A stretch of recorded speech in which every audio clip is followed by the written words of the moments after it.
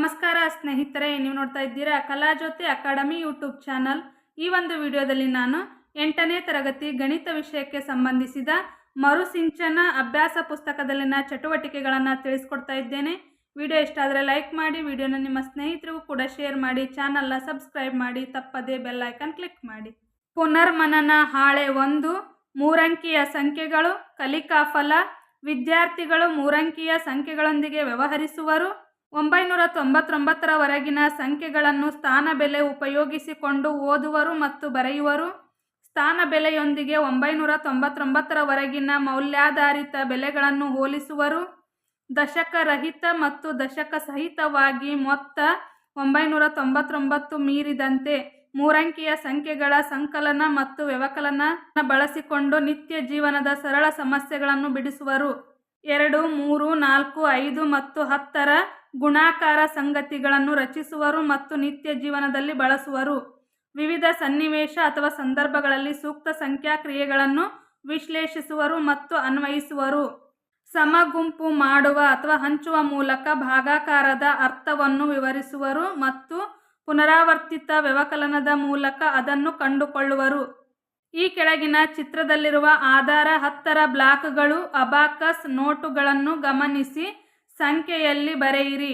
ಸಂಖ್ಯೆ ಬಿಡಿ 10, 100, 100 ಸ್ಥಾನದೊಳಗೆ 2 ಅದಾವ್ರಿ 200, 10 ಸ್ಥಾನದ 3 ಅದಾವು 30, ಬಿಡಿ ಸ್ಥಾನದೊಳಗೆ 6 ಅದಾವು 6, 200 + 30 + 6 236. ನೆಕ್ಸ್ಟ್ ಇಲ್ಲಿ 100 ಸ್ಥಾನದೊಳಗೆ 4 ಅದಾವು 400, 10 ಸ್ಥಾನದಾಗ 5 ಅದಾವು 50, ಬಿಡಿ ಸ್ಥಾನದಾಗ 5 ಅದಾವು 5, 400 + 50 + 5 455. ನೆಕ್ಸ್ಟ್ 100 ಸ್ಥಾನದಾಗ 1 ಐತಿ 100, 10 ಸ್ಥಾನದಾಗ 1 ಐತಿ 10, ಬಿಡಿ ಸ್ಥಾನದಾಗ 9 ಅದಾವು ಮಣಿಗಳು 9, 100 + 10 + 9 119.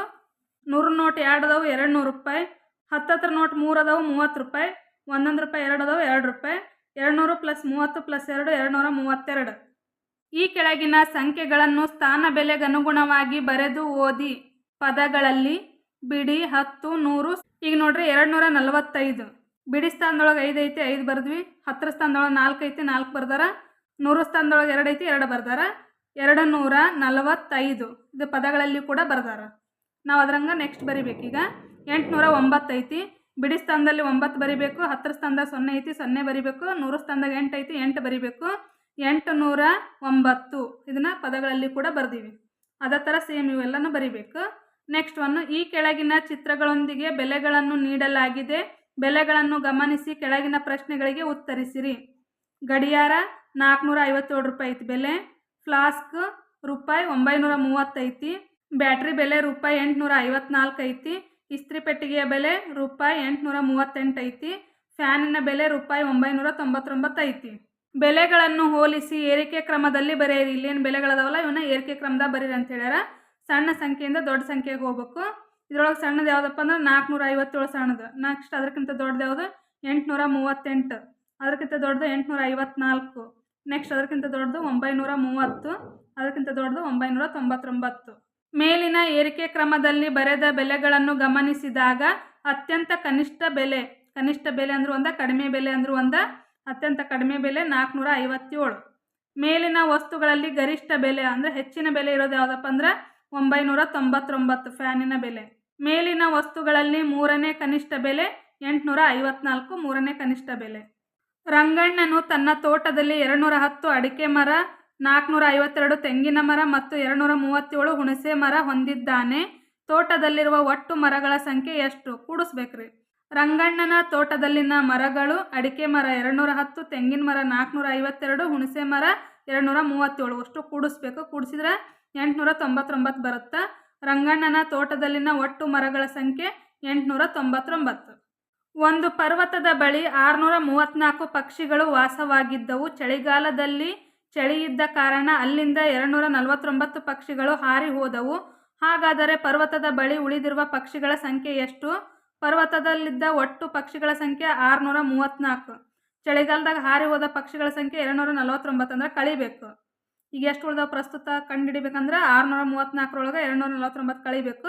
ಕಳೆದ್ರೆ 385 ಬರ್ತವೆ. ಪರ್ವತದಲ್ಲಿ ಉಳಿದಿರುವ ಪಕ್ಷಿಗಳ ಸಂಖ್ಯೆ 385. ನೆಕ್ಸ್ಟ್ ಚಿತ್ರದ ರೂಪದಲ್ಲಿರುವುದನ್ನು ಗುಣಾಕಾರ ರೂಪದಲ್ಲಿ ವ್ಯಕ್ತಪಡಿಸಿ.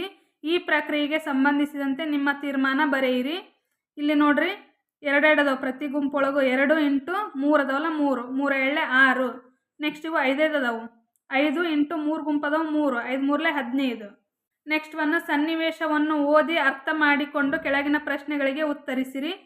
ಸನ್ನಿವೇಶ: ಸುಮಾ ತನ್ನ ಹುಟ್ಟುಹಬ್ಬವನ್ನು ತನ್ನ ಸ್ನೇಹಿತ ಮತ್ತು ಸ್ನೇಹಿತೆಯರೊಂದಿಗೆ ಆಚರಿಸಿಕೊಳ್ಳಲು ಇಷ್ಟಪಡುತ್ತಾಳೆ. ತನ್ನ ಹುಟ್ಟುಹಬ್ಬದ ಸಮಾರಂಭಕ್ಕೆ 10 ಮಂದಿಯನ್ನು ಆಹ್ವಾನಿಸುತ್ತಾಳೆ. ಅದರಲ್ಲಿ 5 ಹುಡುಗರು 5 ಹುಡುಗಿಯರು ಇರುತ್ತಾರೆ. ತನಗೆ ಶುಭಾಶಯ ಕೋರಲು ಬಂದವರಿಗೆ ಪುಟ್ಟ ಬ್ಯಾಗ್ನಲ್ಲಿ ಚಾಕ್ಲೇಟ್ಗಳನ್ನು ಕೊಡಲು ನಿರ್ಧರಿಸುತ್ತಾಳೆ. ಹುಡುಗಿಯರಿಗೆ ಕೊಡಬೇಕಾದ ಬ್ಯಾಗ್ನಲ್ಲಿ 6 ಚಾಕ್ಲೇಟ್ಗಳನ್ನು ಮತ್ತು ಹುಡುಗರಿಗೆ ಕೊಡಬೇಕಾದ ಬ್ಯಾಗ್ನಲ್ಲಿ 4 ಚಾಕ್ಲೇಟ್ಗಳನ್ನು ಪ್ಯಾಕ್ ಮಾಡುತ್ತಾಳೆ. ಮೊದಲ ಪ್ರಶ್ನೆ: ಹುಡುಗರಿಗೆ ಕೊಡಲು ಅಗತ್ಯವಿರುವ ಚಾಕ್ಲೇಟ್ಗಳ ಸಂಖ್ಯೆ ಎಷ್ಟು ಅಂತ ಕೇಳ್ಯಾರೀಗ. ಒಟ್ಟು ಎಷ್ಟು ಹುಡುಗರು ಬಂದ್ರೆ 5 ಜನ ಹುಡುಗರು ಬಂದಾರ. ಹುಡುಗರಿಗೆ ಕೊಡಬೇಕಂತ ಮಾಡಿರೋ ಚಾಕ್ಲೇಟ್ಗಳ ಸಂಖ್ಯೆ 4. ಪ್ರತಿ ಬ್ಯಾಗ್ನ 4 ಚಾಕ್ಲೇಟ್ ಕೊಡ್ಬೇಕಂತ ಮಾಡ್ಯಾಳ. 5 ಇಂಟು 4, 5 ನಕ್ಕಲೆ 20 ಚಾಕ್ಲೇಟ್ ಬೇಕು. ಎರಡನೇ ಪ್ರಶ್ನೆ: ಸುಮಾ ಪ್ಯಾಕ್ ಮಾಡಲು ಬಳಕೆ ಮಾಡಿದ ಚಾಕ್ಲೇಟ್ಗಳ ಸಂಖ್ಯೆ ಎಷ್ಟು? ಈಗ ನೋಡ್ರಿ, ಒಟ್ಟು 10 ಜನ ಫ್ರೆಂಡ್ಸ್ ಬಂದಿರ್ತಾರ. ಆಲ್ರೆಡಿ 5 ಜನ ಗಂಡು ಹುಡುಗರಿಗೆ 20 ಚಾಕ್ಲೇಟ್ ಪ್ಯಾಕ್ ಮಾಡ್ಯಾಳ. ಮತ್ತು ಹುಡುಗಿಯರು 5 ಜನ ಇರ್ತಾರ. ಪ್ರತಿಯೊಬ್ಬರಿಗೂ 6 ಚಾಕ್ಲೇಟ್ ಕೊಡ್ಬೇಕಂತ ಮಾಡ್ಯಾಳ. 6 5 30 ಆಗುತ್ತೆ. 30 + 20 50. ಒಟ್ಟು ಸುಮಾ ಪ್ಯಾಕ್ ಮಾಡಿದ ಚಾಕ್ಲೇಟ್ಗಳ ಸಂಖ್ಯೆ 50. ಎಂಟನೇ ಪ್ರಶ್ನೆ: ಚಾಕ್ಲೇಟ್ಗಳನ್ನು 3 ಸ್ನೇಹಿತರು ಸಮನಾಗಿ ಹಂಚಿಕೊಳ್ಳಲು ಹೇಗೆ ಸಾಧ್ಯ? ಒಟ್ಟು 12 ಚಾಕ್ಲೇಟ್ ಅದಾವಿಲ್ಲೇ. 12 ಚಾಕ್ಲೇಟ್ಗಳು ಸಮಭಾಗವಾಗಿ ಹಂಚಿಕೆಯಾದಾಗ ಪ್ರತಿ ಗುಂಪಿನಲ್ಲಿ 4 ಚಾಕ್ಲೇಟ್ ಬರ್ತಾವ್ರಿ. 3 ಸ್ನೇಹಿತರು ಸಮನಾಗಿ ಹಂಚಿಕೊಂಡಾಗ ಪ್ರತಿಯೊಬ್ಬರಿಗೂ ಕೂಡ 4 ಚಾಕ್ಲೇಟ್ಗಳನ್ನು ಚಿತ್ರದಲ್ಲಿರುವಂತೆ ಹಂಚಿಕೊಳ್ಳಲು ಸಾಧ್ಯ. ಹಾಗಾಗಿ ಸಮಭಾಗಗಳಾಗಿ ಅಥವಾ ಸಮ ಗುಂಪುಗಳಾಗಿ ವಿಭಜಿಸುವುದಕ್ಕೆ ಭಾಗಾಕಾರ ಅಂತ ಕರಿತೀವಿ ನಾವು. ಮೇಲಿನ ವಿವರಣೆಯನ್ನು ಅರ್ಥ ಮಾಡಿಕೊಂಡು ಕೆಳಗಿನ ಸಮಸ್ಯೆಯನ್ನು ಬಿಡಿಸಿ. ಶೀಲಾಳ ಬಳಿ 15 ಗುಲಾಬಿಗಳಿದ್ದು ಅವುಗಳನ್ನು ಹೂದಾನಿಗಳಲ್ಲಿ ಹಾಕಬೇಕಾಗಿದೆ. ಪ್ರತಿ ಹೂದಾನಿಗಳಲ್ಲಿ 3 ಗುಲಾಬಿಗಳನ್ನು ಚಿತ್ರದಲ್ಲಿರುವಂತೆ ಹಾಕಬೇಕಾಗಿದೆ. ಹಾಗಾಗಿ ಅವುಗಳಿಗೆ ಎಷ್ಟು ಹೂದಾನಿಗಳ ಅವಶ್ಯಕತೆ ಇದೆ? ಒಟ್ಟು ಗುಲಾಬಿಗಳ ಸಂಖ್ಯೆ ಎಷ್ಟೈತ್ರಿ? 15 ಅಂತ ಹೇಳ್ಯಾರ ಅವರು.